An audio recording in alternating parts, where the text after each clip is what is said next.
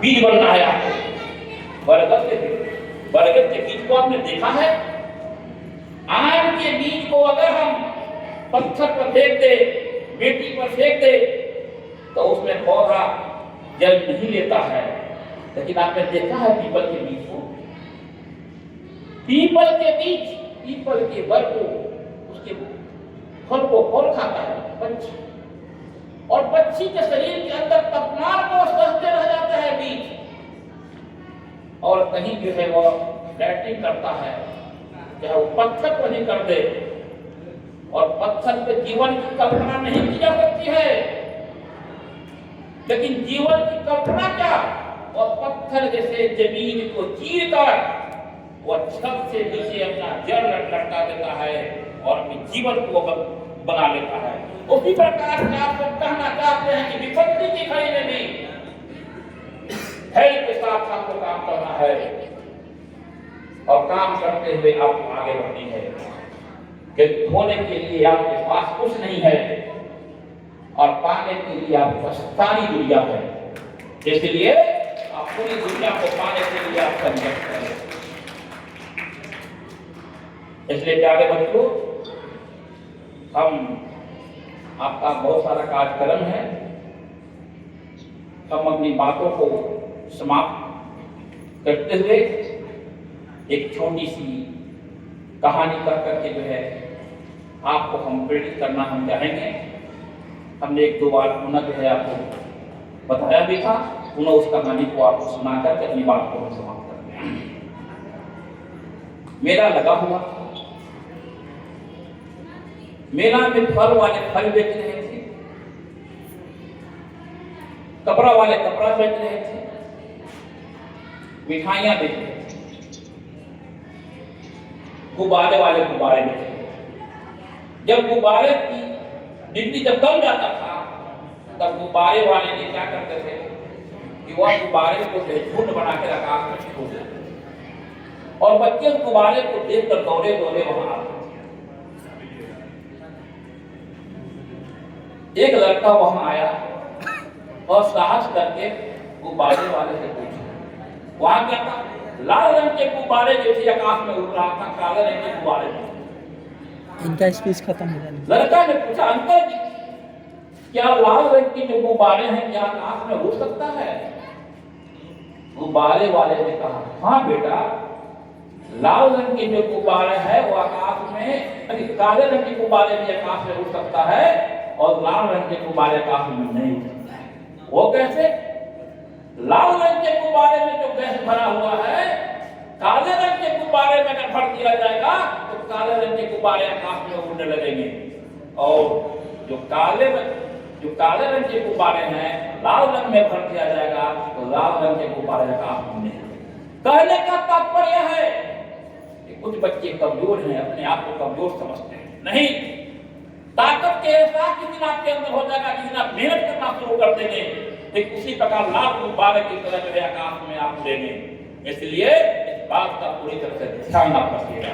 और साथ में आपको कहना चाहते हैं आपसे, और शासन को आपने तोड़ दिया, सारा पीछे जाते जाते मैं आपको उपदेश देना, चाहे आप कॉलेज में पढ़ते हो, चाहे स्कूल में पढ़ते हो, चाहे कोई नौकरी करते हो, जिस प्रकार से सूर्य में 9 सौरमंडल में 9 ग्रह हैं, और एक ग्रह भी जो है अगर रास्ता भटक जाए, सांस में रहना चाहे नहीं रहेंगे, सारे ग्रह आपस में टकरा जाएंगे, सारा कुछ तबाह। इस प्रकार से चौराहे पर बत्तियां लगी हुई रहती है, और अगर निर्देश को पालन नहीं किया जाए तो सारी गाड़ियां आपस में टकरा जाएंगी। ठीक उसी प्रकार से जिस प्रकार से आकाश में पतंग उड़ता है, और पतंग किसके सहारे उड़ता है?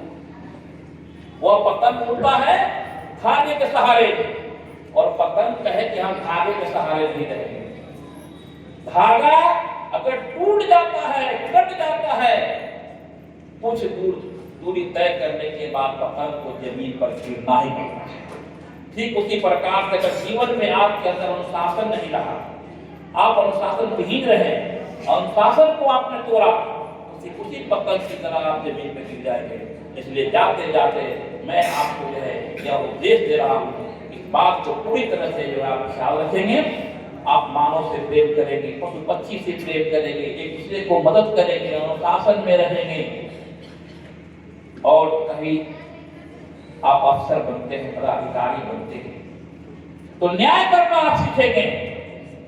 ऐसा नहीं कि जो हत्या कर दिया है, और अगर आप जज बनते हैं आप न्याय हत्यारे के पक्ष में लेते हैं। आप वकील बनते हैं और न्याय आप जो है हत्यारे के पक्ष में आप लड़ते हैं। ऐसा काम है। आप एक डॉक्टर बनते हैं, आप ऐसा काम नहीं कीजिएगा गरीबों को आप फूल पूछ लीजिएगा। सारा सोच समझ कर काम करिएगा, जिससे किसी को तकलीफ नहीं हो, किसी को दिक्कत नहीं हो, कष्ट नहीं हो। महात्मा गांधी जी ने कहा था, हिंसा वह नहीं है किसी छोटे जीव को मार कर खा जाते हैं, वह हिंसा नहीं है। हिंसा वह है जो अपने वाणी से किसी को कष्ट पहुंचे,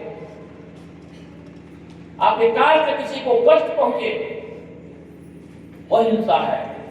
इसलिए आप अहिंसक बने, महात्मा गांधी के विचारों पर चले, भगत सिंह के विचारों पर चले, यही हमारी जो है कामना है।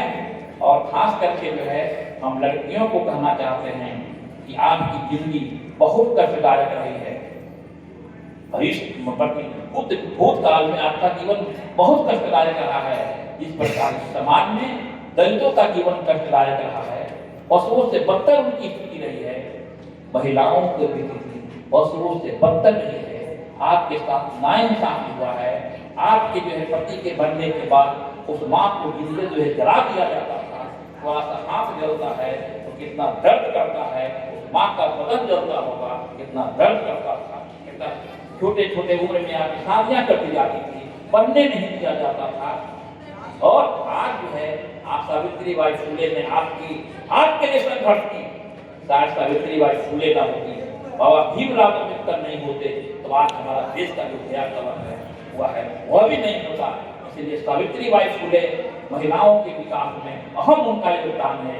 आपसे भी हम कहना चाहते हैं, तमाम अपने छात्र छात्राओं से कहना चाहते हैं कि आप जो है सावित्रीबाई के रास्ते पर आप चलने का आप काम करें, लोगों को जगाने का काम करें, रास्ता बताने का काम करें। कभी आपस में लड़े नहीं, मिलजुल कर रहें। एकता में ही बल है, फूट हमारी कमजोरी, एकता हमारा बल है, इसलिए मिलजुल कर रहें। आज जो है मधु जब मुझे खाने के लिए मिलता है वह मधुमक्खियों को एकता का ही फल है। शायद वह मधुमक्खियां एक जगह इकट्ठा नहीं हो तो मधु मुझे खाने के लिए नहीं मिलेगा।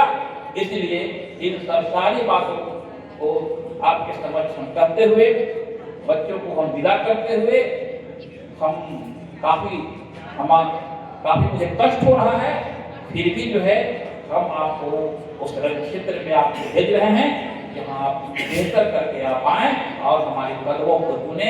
इस विक्रम की धरती, पटना की धरती, बिहार की धरती, भारत की धरती को नाम रोशन करें। धन्यवाद। Thank you so much.